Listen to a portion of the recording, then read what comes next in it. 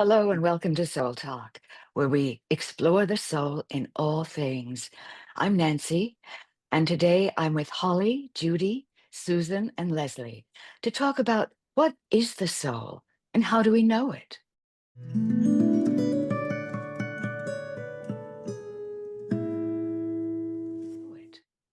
Well, I'd like to begin by reading a quote I found off a blog called As the One Above, and there'll be a link in the description. The soul is the essence of who you truly are, beyond your physical body, mind, and emotions. It is the eternal part of you that carries your wisdom, your experiences, and your divine connection. Your soul is the spark of the divine that resides within you, guiding you on your life's journey and helping you to fulfill your purpose. It is the part of you that knows no bounds, no limitations, and no end. Your soul is your truest self, and when you align with it, you tap into your higher potential and experience true peace and fulfillment. Trust in your soul, listen to its whispers, and allow it to lead you on the path of love and growth. Well, Mm. I agree with every single one of those things. But I was thinking about it, and when I first heard about the soul, it was from other people because I didn't know anything about it. And like when I was studying abroad, I was talking to another girl who was from a foreign country, and she said that she didn't feel at home and that her soul didn't feel at home unless she had fresh flowers in her room.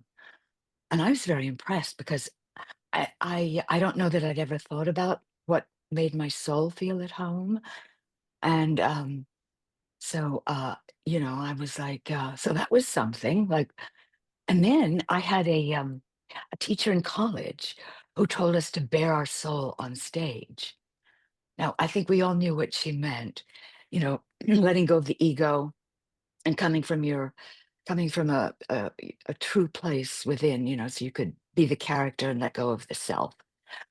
But I would not have been able to explain it at the time because the soul was like um, a mysterious something that I knew nothing about. But I think I knew what it was because when I was in my early teens, I heard some music, and it was the music that clued me in, the sound. Um, I heard the music from another room that someone had left the TV on in the living room. So I came out to see what is that? And no one else was listening to it. Everyone was home in the family, but no one else heard it. So I sat there. I was mesmerized. I found out it was violinist Yehudi Menuhin. And Mm. I learned that he was one of the greatest violinists of the last century. And so I think, nowadays I would say, well, the strings of his violin vibrated to my heartstrings, and I felt it awoke something in me. So I looked him up um, online, and I found an article that said, quote, Menuhin captured the emotion of the moment like no other violinist. His unvarnished emotional openness and sincerity spoke directly from the heart to the heart. In Menuhin's hands, the violin became a natural extension of his being. It gave voice to his most intimate feelings and revealed his inner soul with poignant eloquence. At the peak of his form, he gave transcendent performances that produced the strange impression of the music flowing through him as though there were no mechanics involved at all, unquote.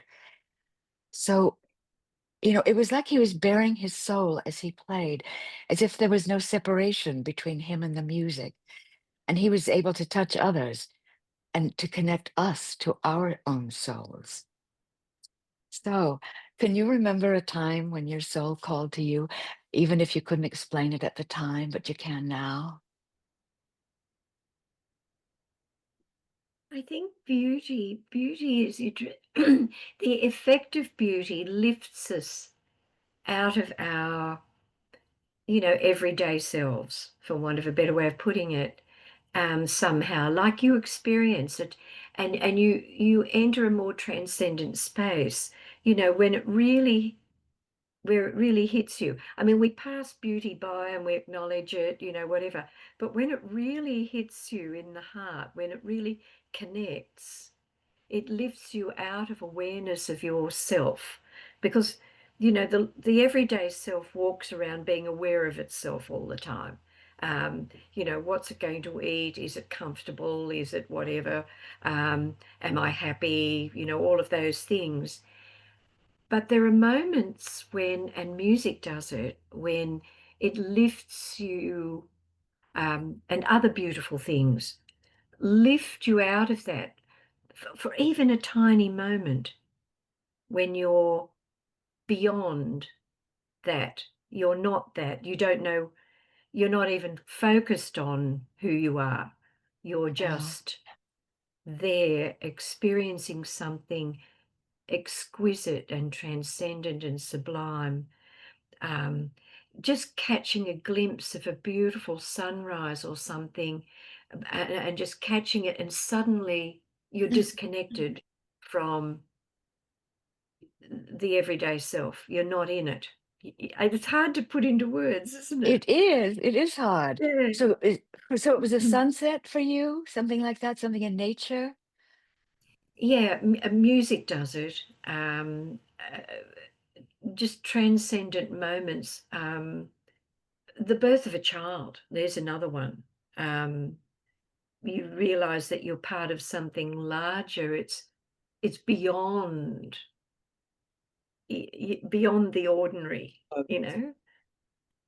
I Yeah. Mm. think those moments are very expansive because I think the energy of the soul is one of connectedness, and it sort of makes you feel like there's a wholeness to the world and everything around you, and that you're part of that and you're connected to it. Particularly, beauty in nature, and you become aware of everything around you, I suppose, energetically, and that you're connected to it. Whereas I think sometimes when we focus on our personality and our emotions and our thoughts, sometimes it feels like a bit of a turning inwards, and there's a feeling of perhaps separation from other things. Um, Whereas identifying with the soul is a more expansive, connected sort of energy. That's what I experience. Mm. Was that nature for you, Leslie? Well, to be honest, I didn't really have an aha moment. Just because of the family I grew up in, we just that was normal to think that about the soul, um, Oh. and that we talked about spiritual things, and it was just I just was born thinking that way and believing that, and I guess that was in just what we talked about in the family. But to be honest, my aha moment was just very recent, and it was I saw a meme, and it was, "I do not have a soul, I am a soul." And that just Mm. shifted my what I'm calling my point of identification of who I am, what I am. And it just um it's I wasn't separated from the soul, because that's what I am. I am the soul. And by virtue of the fact that I have a body, an emotional body, a mental body, I then can express and experience on this earth. So it just sort of shifted my consciousness into being a soul, um, which kind of shifted everything. It was a really big aha moment. It sounds like a fine difference of definition, but experientially it was completely different.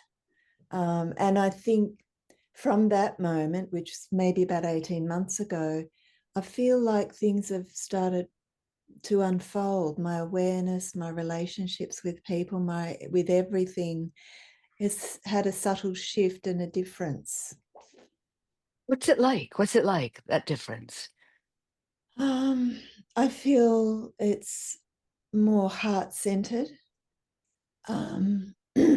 more compassionate, less feeling of separatedness and individualityness. I'm making up words now. Um, yeah. The emphasis is sort of on finding connections, being connected. Okay. Yeah, rather than individualized somehow. It's So a little what is bit the soul and how do we know it? So you know it when you feel connected to others through the heart. I think that's part of it, yes. And I'm And also aware of a lot of more light. It's about, because we're talking about the subtle realm, it's not always readily explainable in words. But thank you, Nancy, for getting to help us define it, because I know that's what people are interested in. Mm, Yeah. mm, mm, It's mm, been such a vague idea in the West when we're not linked into any particular religious tradition to begin talking or thinking about the soul. And we talk about souliness in music, in jazz and New Orleans style music, um, without any real sense of where it comes from and how it's connected to ourselves until we have that aha moment. mm, That was a long time ago. And I was sitting on a rock in the middle of a river, and suddenly it was as if God spoke to me. It was not as if, it just seemed to be that some great being spoke to me. And instead of experiencing my little personal self, I suddenly was taken out of that and felt the presence of a much greater sense of identity and became the soul in a way. can you mm, tell us what this voice said? Yes, it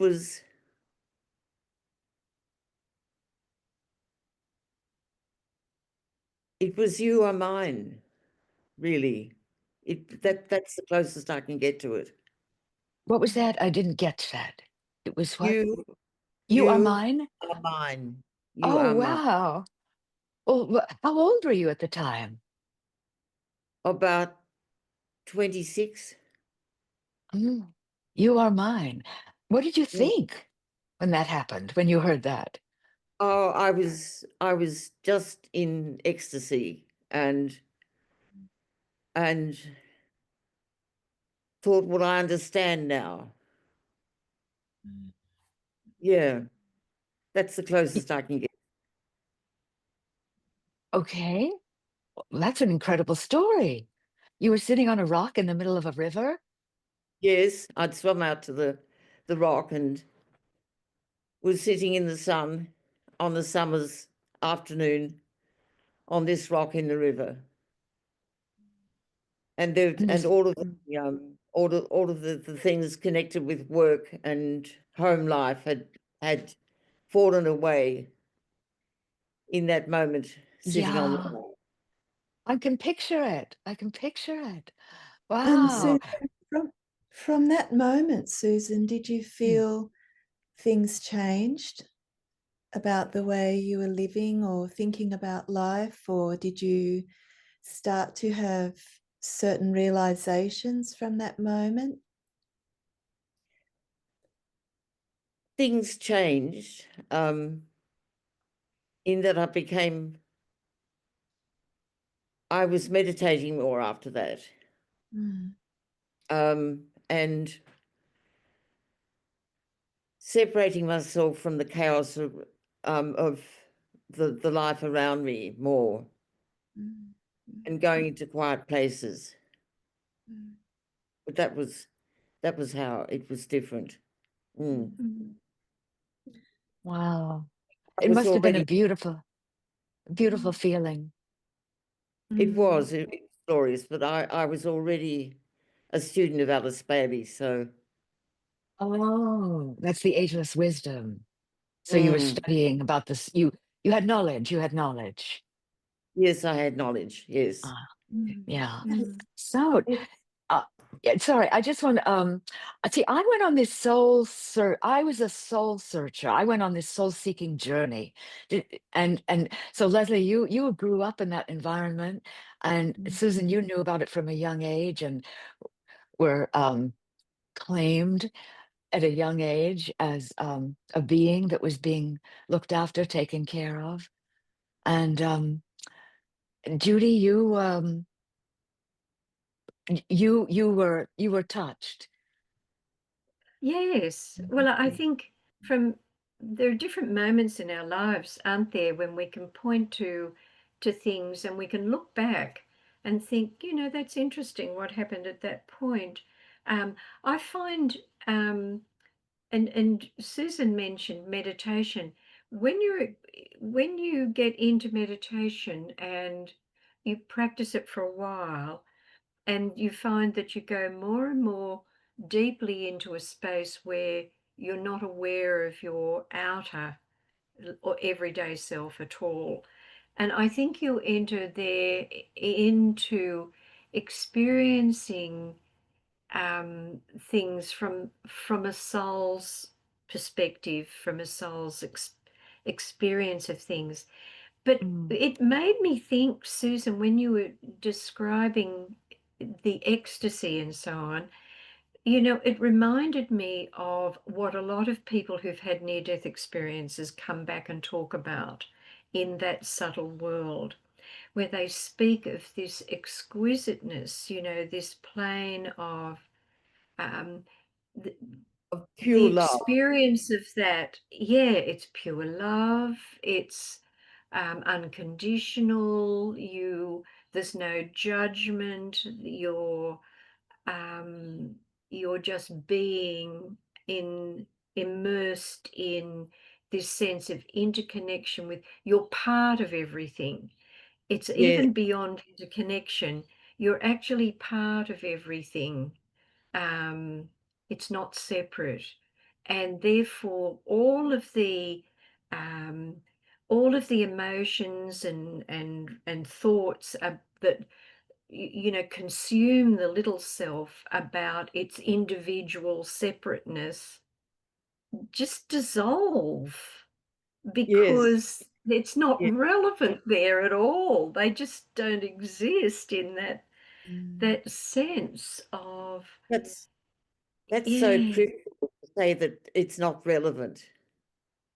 That was such a perfect word to describe it. It's not relevant.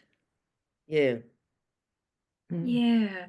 Holly, do you experience that in meditation, those moments? Being like surrealness, where you feel like you're otherworldly and yeah, expanding beyond your, normal everyday experience. Yeah, yeah, I do. Yeah. Yeah. Very, And go ahead. no, go ahead, please.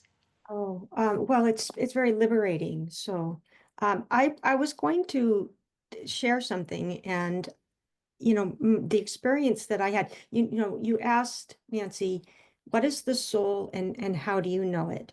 And Susan talked about. I wrote it down. Um, a sense of a greater sense of identity. Okay, and so I had an experience, and it's just more of a mundane experience, so it's nothing, fantastic or anything. But it just is a good way of describing possibly how you know it's the soul, how you know it's the soul. Okay. And I was a checker at a supermarket. This was years ago. And I was working it was the busiest day of the year, or just before, it was a couple of days before that. So it was just before Thanksgiving. And so the store was just packed with shoppers, and all of the check stands, the lines, for people checking out their groceries, they wound back into the aisles. And that was how the whole day was. The whole shift was like that. And I was probably partway through my shift, and in this one woman I spotted, she had her cart was so packed full. I just wondered, I didn't think she could fit anything else in there. And so and I thought, okay, so she's going to be my next customer. And as soon as she stepped up, she had she had a scowl on her face, and she started to tell me exactly what she wanted me to do in terms of how to bag her groceries, what to put in what bags, how full they were should be. And she was very demanding and so forth. And what happened in that moment, it wasn't a conscious choice, but there was this huge heart opening for me. And I just slipped into this greater sense, this expanded sense of self.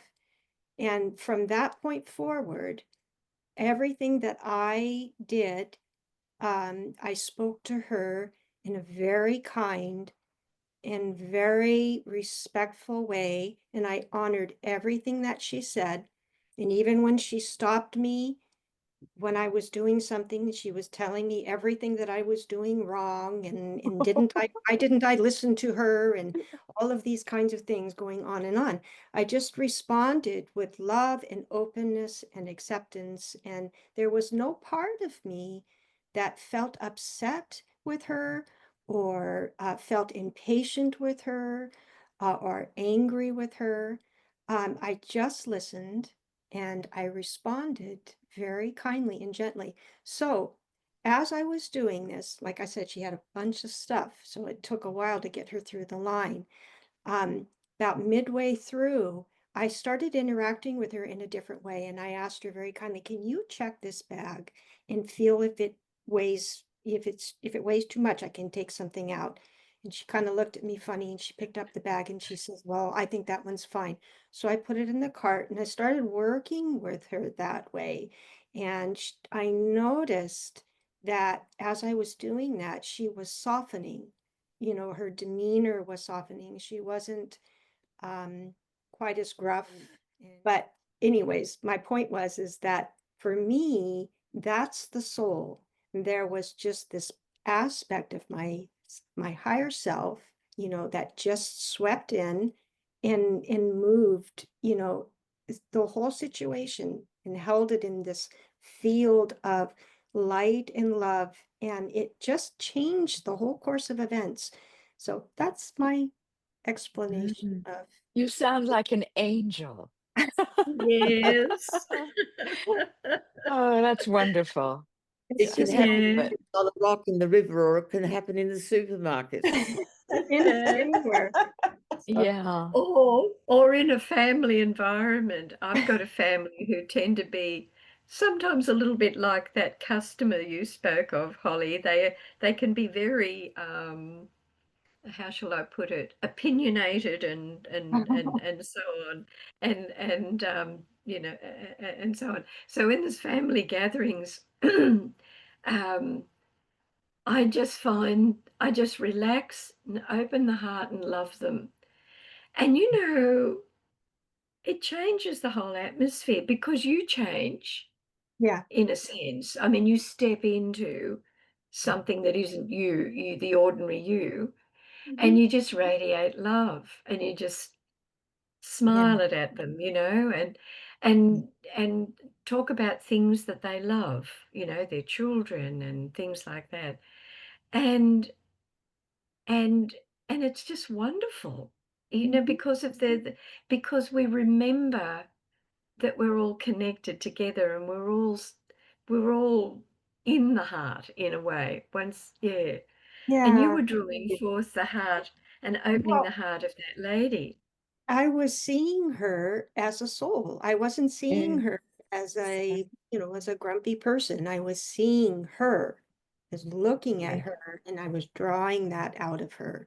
It took a little while to soften her, but because, the soul is persistent and in terms of its loving kindness, and you just keep moving forward with that. And so she recognized towards the end that you know, that I could really see who she was, who she really was, you What know. I'm hearing is that you came to her from your higher vibration, and so you by coming you came down to her from a higher vibration, and so you raised the vibration of the whole interaction, so that she probably left feeling much calmer and more at peace because of the way you interacted with her, Yeah, I because you brought in the higher self.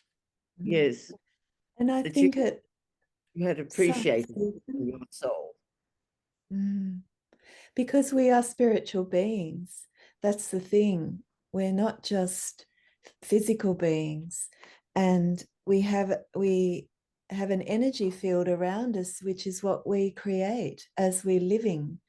And so, Yeah. Holly's projecting loving energy, Mhm. not irritation.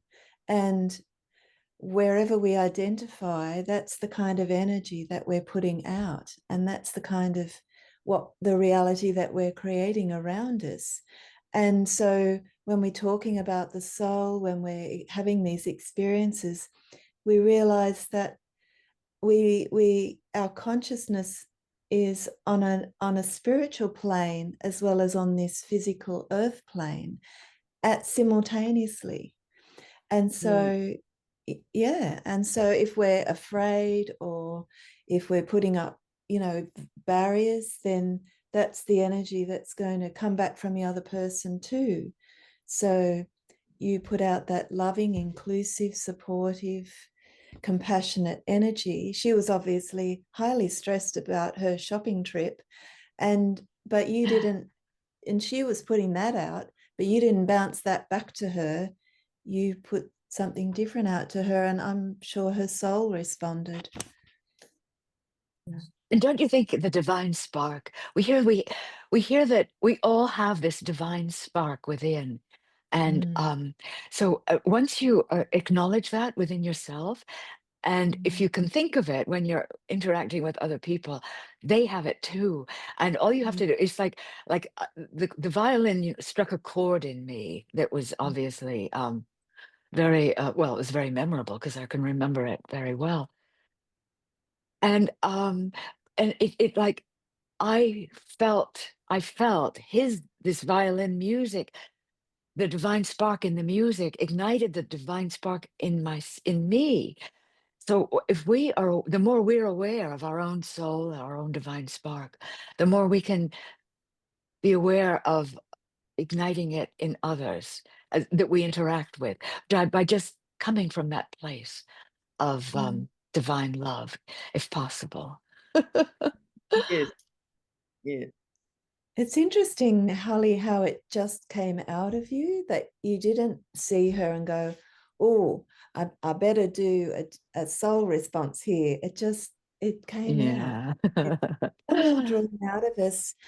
And I think we have these sort of moments, like key moments like that, when we maybe if we meditate and it gives the soul a chance to speak to us and connect with us, and then these things just start happening.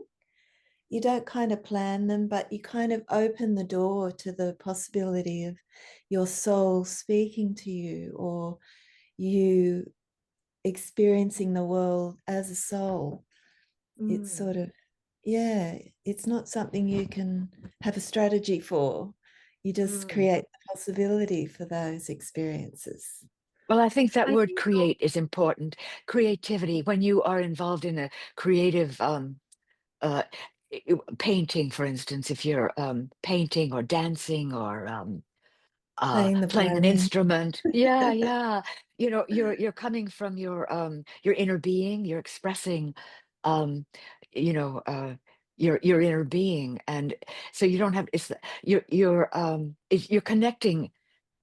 You're connecting to yourself in such a way that mm, makes you aware of the beauty around you.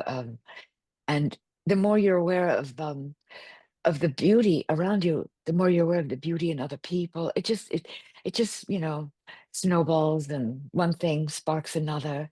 But it's a way of being, of living your life in a creative way. You could be washing the dishes creatively, packing groceries creatively. There's no limit. There's no. Mm. It's a focus, a mental focus. I think from that perspective, you do see, as Holly describes so beautifully, I think you do see the soul in others. You see through the surface things. Um, you're aware, you're sensitive to.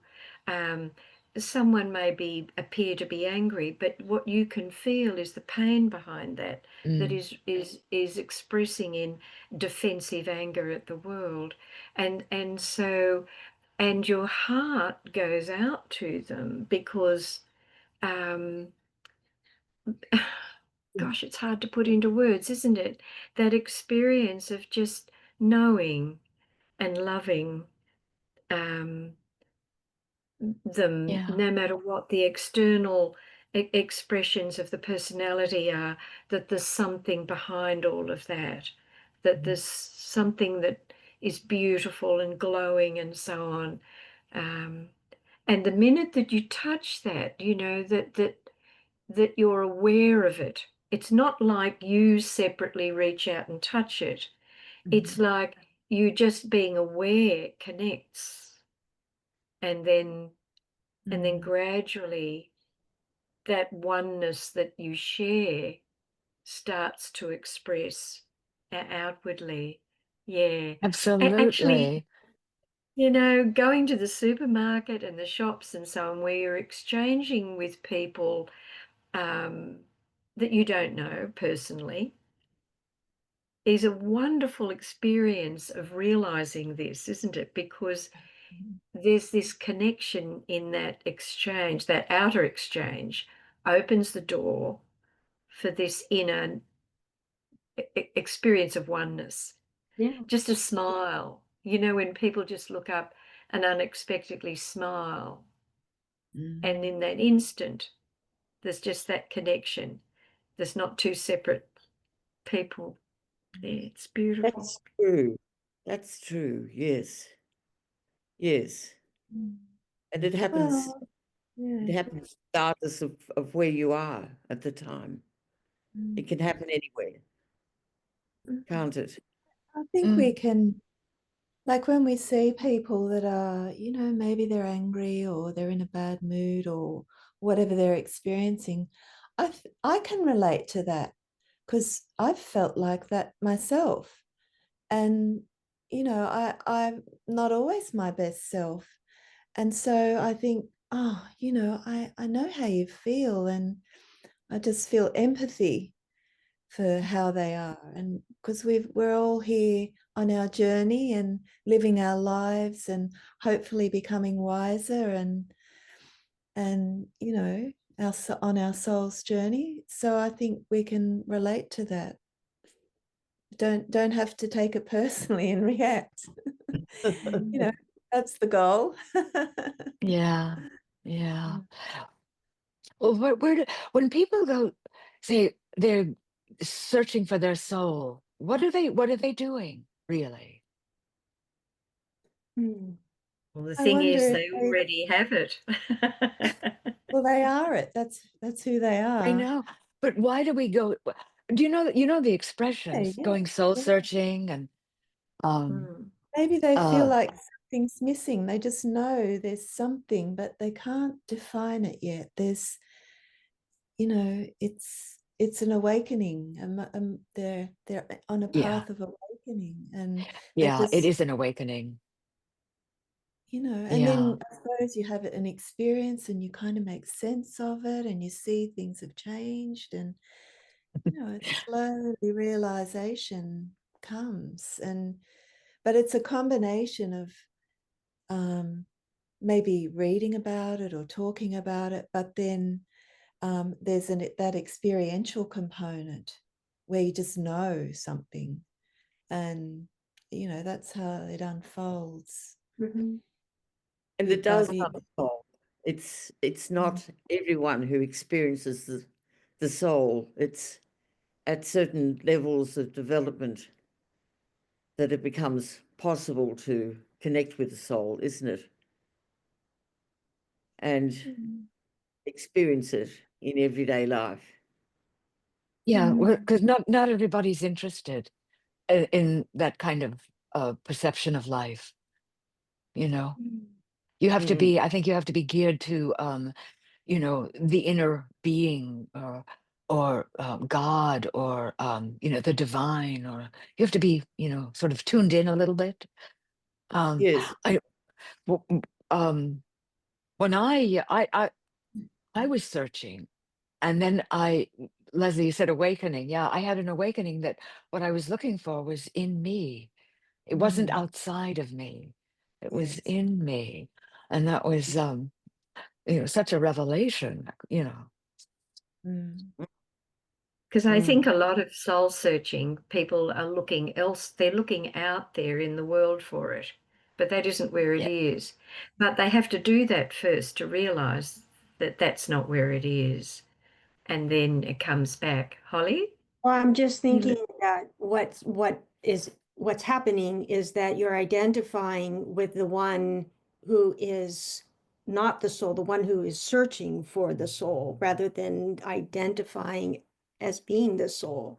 And so I think that over time, with enough experiences, with subtle experiences of the soul contact, that we start to learn, to let go of that searching, that soul searching aspect, or identifying with the one who is searching and trying to find the soul. And then you transition to becoming the soul over, over a period of time. And people Mm. talk about finding peace. I'm thinking about people who might go on a great trek, for Um, those people that go on the Camino Trail, for example. They just know they have to get out of their normal life and do something extraordinary, and it just creates an opportunity to shift their consciousness and have experiences that their day-to-day life doesn't give them. And or even just people who just love going on bush treks, but they go on their own and they get out there and they create these opportunities to feel that sense of peace and stillness and joy. And I think they are characteristics of soul awareness, soul consciousness, those feelings. I'd yes, agree. and some people find their soul connection in a big group, at a concert, for instance, a rock concert or something.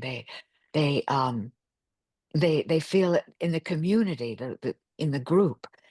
Because it strikes me that as well, that we've all come to this from different levels of awareness and of being, and it has to do with the uh the level that we respond to the most in life. And we all respond to it in slightly different ways, which makes it also interesting. Maybe Mm. they experience a feeling of oneness and connectedness That's it. in Yeah. that rock concert scenario. I've got a friend who's a violinist. She's not professional, but my God, she's been doing it for so many years. And she's been in this one semi-professional orchestra. And she talks to me about, I think she keeps doing it because when the orchestra all plays together, she tries to describe how that feels. And it's that feeling of oneness and connectedness that I think really inspires her, that you don't always get in your day-to-day life. And that is part of soul consciousness, isn't it? Is you don't feel separated or separate anymore. You just feel part of everything, Mm. isolated, Yeah. Mm. Yeah. opening and expanding energetically. Mm. Mm. I love how you describe it, Leslie, the peace, stillness, and joy. Yeah. And yet it's beyond all of those, isn't it? It's like a subtle layer of that. Yeah. Yeah, it's like trying to describe what love is, you know, it's something we feel, um, but it's a vibration. It's very hard to describe, you feel it. You don't have to put it into words because you feel it. Words are, they take it down a peg, words do, Yeah. when you have to, put into the mental thing. Um, but well, what is the soul and how do we know it? We just know it. And well, being with you and talking about it with you, it just it makes it more real, when I get together with people who are of like mind, then it makes it more real. It brings it into the reality. It brings it into the world that we live in, rather than just being in my own heart and my own head. That's so true. That's so true. Yes. Well, it's been great. It's been great talking with you and listening to you. And thank you for watching. And we'd love to hear your thoughts. Feel free to leave something in the comments. And don't forget to like and subscribe. Thank you.